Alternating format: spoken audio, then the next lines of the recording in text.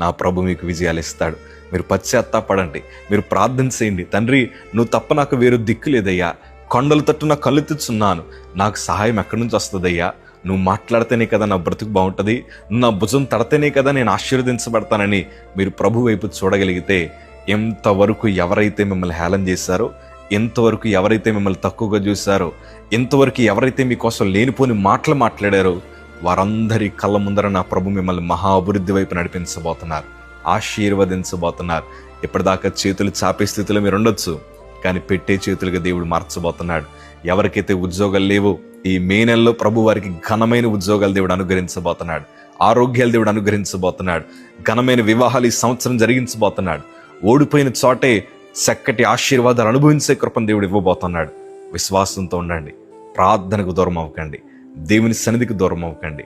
దేవుడు మిమ్మల్ని బహుగా దీవిస్తాడు. గుండెల మీద చేతులు చెప్తున్నాను.